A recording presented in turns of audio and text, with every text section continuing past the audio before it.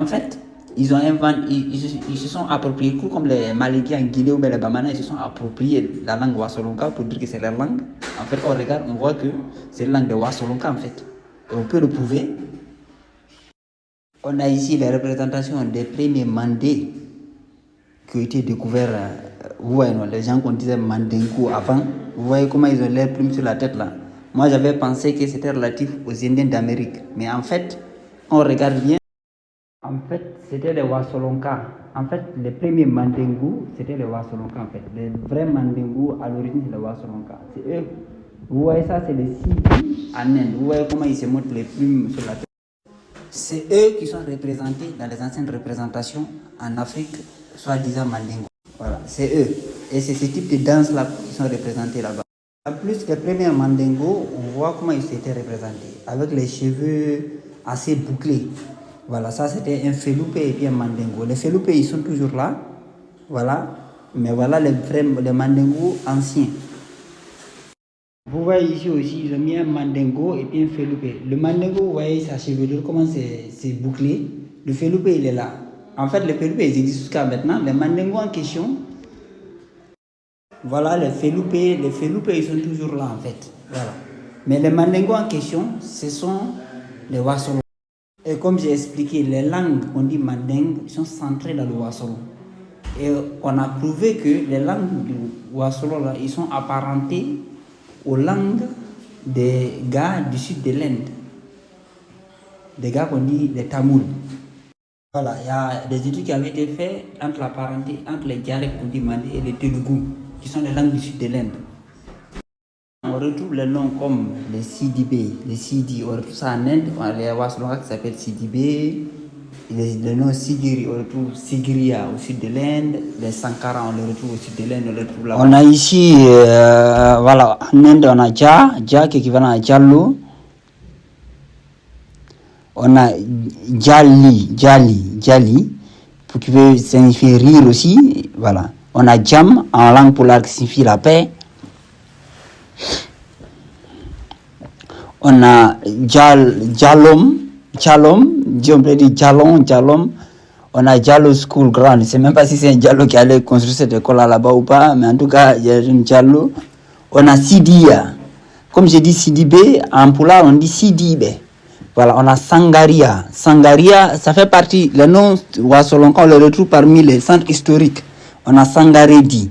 Sangaredi, qu'on retrouve en Guinée, Sangaredi, littéralement Tek-Tek. Alors que Sangaré, c'est la plus ancienne province de la Guinée. On a Sankhar aussi, qui est le même truc, la même racine. C'est-à-dire que l'histoire même ancienne de l'Inde, ça fait référence au nom Wassolonka. On a Sankara.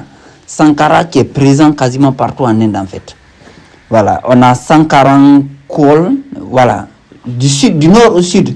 Il faut savoir là-bas qu'il y avait, on a Sankaran River, le fleuve que les ancêtres de Samori avaient suivi. Voilà, donc on a Sankha dans le bouddhisme qui signifie, c'est un terme très sacré dans le bouddhisme. On a Adi Sankara, le plus ancien savant de l'Inde. On a les tribus de la Côte d'Ivoire et l'ancienneté des Wassolonka qui sont présents. Une partie au nord-ouest de la Côte d'Ivoire et une partie à l'ouest de la Guinée ainsi, et au sud-est du Mali et tout ça là. En fait, ils ont beaucoup d'ethnies parentées en Côte d'Ivoire en fait. Par exemple, les Nafana là, qu'on retrouve vers, je crois, Bondoukou là. Bondoukou même, à langue poulard, ça donne du sens aussi. Mais Nafana, en fait, c'est des noms qui sont relatifs au point d'escale parce que c'est relatif au lieu qui a été appelé Nafana avant que le peuple là-bas soit appelé Nafana. Vous voyez, non? Mais c'était des points d'escale des commerçants qui allaient jusqu'à vers le Ghana. Parce que le nord du Ghana et le nord de la Côte d'Ivoire, c'est la même civilisation en fait.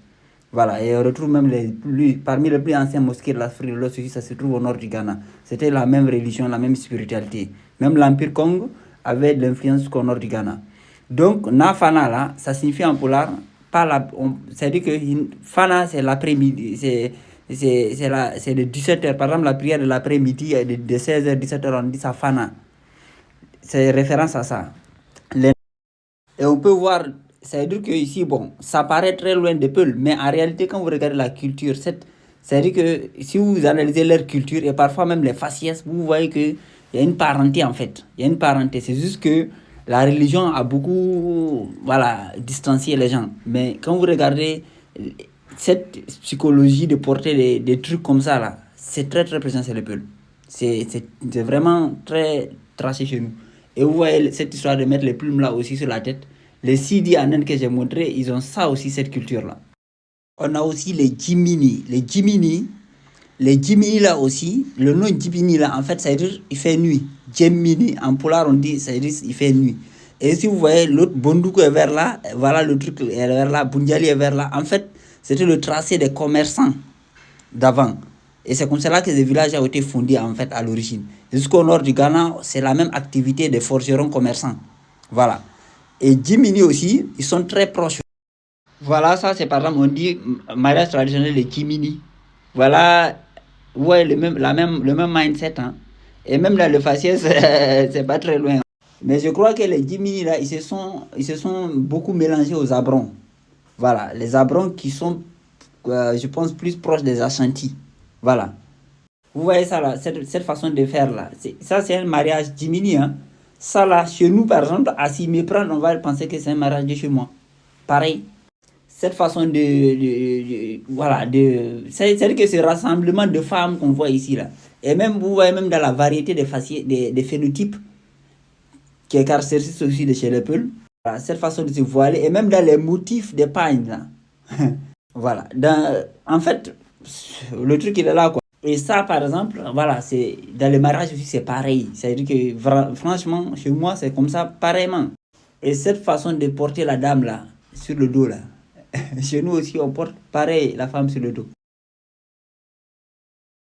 Les premiers mandingues à l'origine, c'était les Wassolonka en fait. C'était les gars qu'on dit Wassolonka avec leurs dérivés. Voilà. Et les Wassolonka en Côte d'Ivoire, là, parce que les gens ils pensent que c'est un petit groupe à l'extrême nord là-bas. Parce que maintenant, on réduit leur nom à Diakité, Sidibé, Sangaré et puis Diallo. Voilà, c'est ça qu'on qualifie de. Mais en fait, c'est des groupes, de gros groupes. Voilà, aujourd'hui, même au nord de la Côte d'Ivoire, quand on parle des Otieneka, les Koyaka et les gars, la Nafana, Jimini et certains autres groupes, voilà, ils sont très proches en fait. Voilà. Donc, en fait, les gars qu'on appelait à l'origine, la langue mandé, qu'on dit mandé, là, c'est les gars là qui avaient ça. Voilà. C'est eux, parce que c'est eux leur nom qu'on retrouve en Afrique de l'Ouest et puis qu'on retrouve les mêmes noms en Inde. Et on voit que la langue mandé est parentée aux langues de l'Inde. Donc, c'est forcément celui qu'on retrouve de part et d'autre. C'est lui qui a ça.